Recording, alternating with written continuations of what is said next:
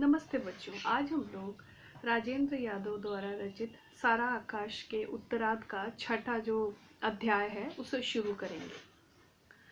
तो यहाँ तक के पांचवें पाठ में हमने पढ़ा कि समर जो है वो अपनी नौकरी को लेकर अपने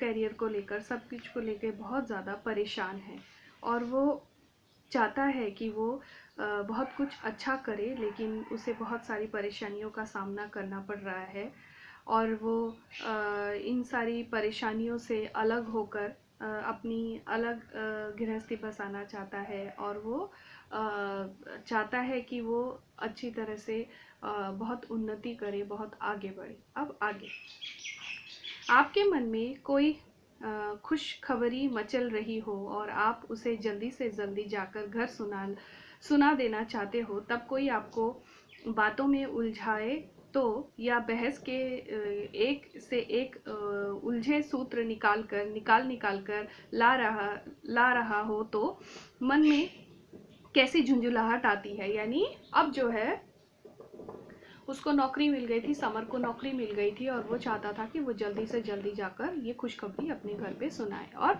उसे लेकिन उसे उलझाया जा रहा था, वो अपनी बात पूरी तरह से नहीं कह पा रहा था, इसीलिए उसे बहुत गुस्सा भी आ रहा था। इच्छा होती थी कि सारी शिष्टता और सभ्यता को ताक पर रख कर झटके से उठ खड़े हो और कहे, आप यह सारी बकवास बंद कीजिए, मुझे सबसे पहले यह खुशखबरी जाकर अपनी पत्नी को सुनानी है। दिवाकर की बैठक में मेरी हालत कुछ ना कुछ ऐसी ही थी। यानी वो अपनी नौकरी की खबर जल्दी से जल्दी सुनाना चाहता था, जल्दी जाकर घर पे अपनी पत्नी को, प्रभा को बताना चाहता था, लेकिन वहाँ पर बातों में उलझे होने के कारण अपनी बात को जल्दी से नहीं बता पा रहा था। उसे बहुत गुस्सा आ रहा था। दिवाकर ने पूछा था, काम करोगे?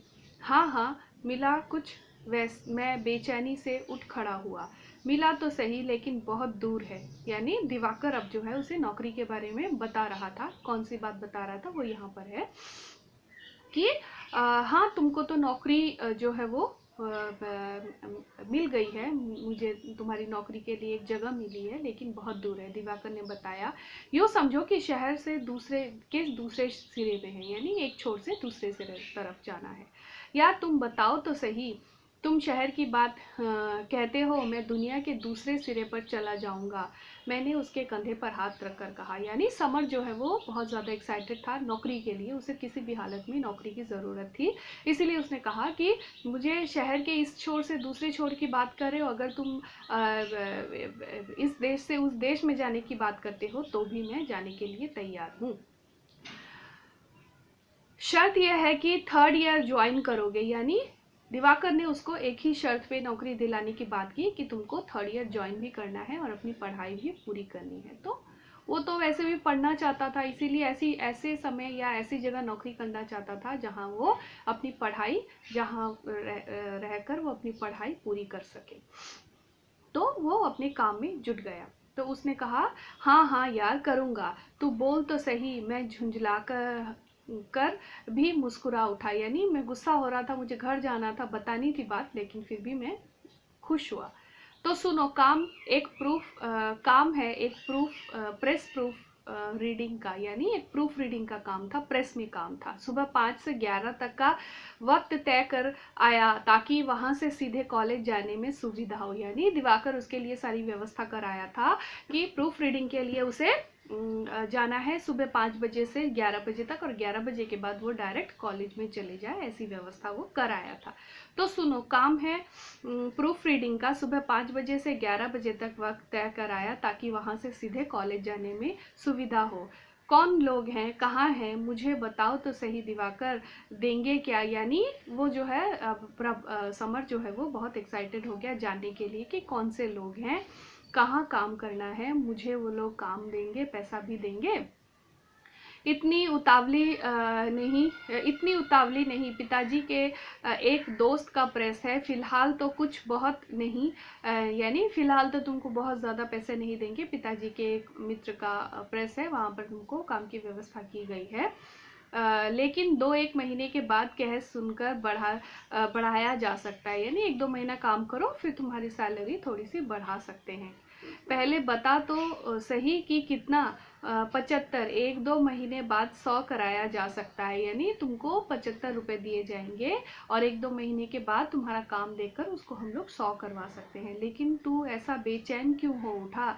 वह मेरी बच्चों जैसी अधीरता पर हंस पड़ा, यानी उसके घर की जो समस्या थी वो तो उसने दिवाकर को कभी बताई नहीं थी, इसीलिए वो तो खुद बहुत उतावला हो रहा था और दिवाकर उसको कहने लगा तू इतना बच्चों की तरह उतावला क्यों हो रहा है, इतना अधीर क्यों हो रहा है? बहुत है दिवाकर, कृतज्ञता गदगद स्वर में मैंने कहा। यानी समर जो है वो बहुत ज़्यादा खुश था, वो अंदर से बहुत ज़्यादा प्रसन्न हो रहा था। उसने कहा कि जितना दे रहे हैं वो ही बहुत है, ये तो ये हो जाएगा दिवाकर, तो मेरा उद्धार हो जाएगा, यानी अगर ये नौकरी मुझे मिल जाएगी तो मेरा उद्धार हो जाएगा, क्योंकि घर से नौकरी करने के ऊपर बहुत ज़्यादा प्रेशर डाला जा रहा था और नौकरी नहीं करने से उसकी पढ़ाई भी नहीं होती, इसीलिए उसे चाहिए था कि किसी भी हालत में उसे एक नौकरी मिल जाए ताकि वो अपनी पढ़ाई पूरी कर सके।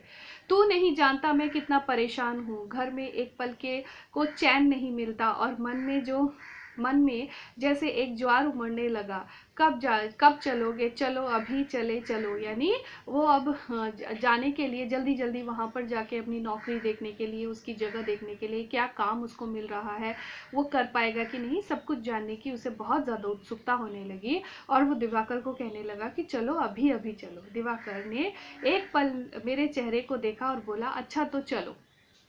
और जब सारी बातें तय हो गई तब भी मुझे विश्वास नहीं हो रहा था कि यह 75 रुपए की नौकरी सचमुच में मुझे मिल गई है। यानी वो नहीं समझ पा रहा था, क्योंकि बहुत सारी चीज़ें ऐसी होती हैं जिन चीज़ों के बारे में हम सोचते हैं लेकिन जब वो वास्तवायित होता है या जब रियलिटी में वो हमें मिल जाती है तो हम उसको विश्वास नहीं कर पाते हैं। वही हालत समर की भी हो रही थी, वो विश्वास नहीं कर पा रहा था कि उसको ये नौकरी मिल गई है और उसे 75 रुपये मिलेंगे, क्योंकि 75 रुपये भी उसके लिए बहुत बहुत ज़्यादा थे और इस रुपए से वो बहुत कुछ कर भी सकता था और अपने परिवार को ये पैसे देकर उनको मतलब शांत करा सकता था अपनी पढ़ाई के लिए, ताकि वो आगे की पढ़ाई कर सके। इसीलिए उसके लिए ये सचमुच लग रहा था कि सचमुच उसको नौकरी मिली है, वो विश्वास नहीं कर पा रहा था। मुझे तो ऐसा लगने लगा था कि यह 200 पैसों को तरसना मेरे भाग्य में हमेशा के लिए लिख दिया गया है। हर महीने एक साथ 75 रुपये आना तो ऐसा सपना है जिस पर किसी भी तरह विश्वास नहीं किया जा सकता है।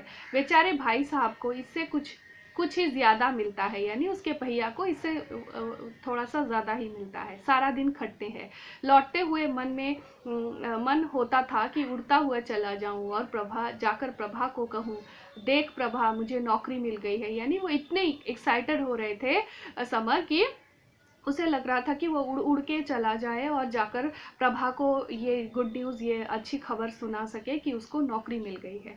दिवाकर की ही वजह से यह सब हुआ है, नहीं तो यूं ही घुट कर मर जाता। यानी वो कृतज्ञ है अपने मित्र का और वो ये भी अपने मन में कह रहा है कि दिवाकर की वजह से मुझे ये नौकरी मिली है, नहीं तो मैं घुट कर मर जाता, क्योंकि उसे और भी पढ़ना था और घर में उसे पढ़ने नहीं दिया जा रहा था। मैं उसके साथ लौटकर घर तक आया। तय यूँ हुआ था कि सुबह 5 बजे से 11 बजे तक यहाँ रहा करूँगा, इसके बाद सीधा कॉलेज जाऊँगा। हो सकता है मेरे सौभाग्य से पहला पीरियड 3rd ईयर का ना पड़े। यानी वो सब अरेंज करने लगा, सोचने लगा कि क्या क्या किया जा सकता है और कैसे क्लास किया जा सकता है, सब चीज़ों की वो प्लानिंग करने लगा। निश्चय ही जब भाग्य ने यहाँ तक मेरा साथ दिया है तो वहाँ भी देगा ही। यानी अगर वो जल्दी से अपने काम से वापस सीधा कॉलेज में जाएगा और फर्स्ट पीरियड ऑफ रहेगा तो उसको थोड़ी सी आराम भी मिल जाएगी। ये सारी चीज़ें वो सोचने लगा कि मेरे भाग्य ने जब मेरा साथ इतनी दूर दिया है तो आगे भी मेरा भाग्य मेरा साथ देगा, मुझे परेशानी नहीं होगी, मैं अपनी पढ़ाई को कंटिन्यू कर सकता हूँ। वरना हाजिरी पूरी कराने के लिए किसी प्रोफेसर की खुशामद करनी पड़ेगी। उस पीरियड को छोड़ दूंगा। मन होता था दिवाकर के पैरों से लिपट जाऊं। यानी वो इतना खुश था, इतना प्रसन्न था कि उसे लग रहा था कि वो दिवाकर के पैरों से लिपट कर उसे धन्यवाद करे, क्योंकि उसके लिए ये नौकरी बहुत ही ज़्यादा ज़रूरी थी जो उसे अब मिल चुकी थी, और वो विश्वास नहीं कर पा रहा था।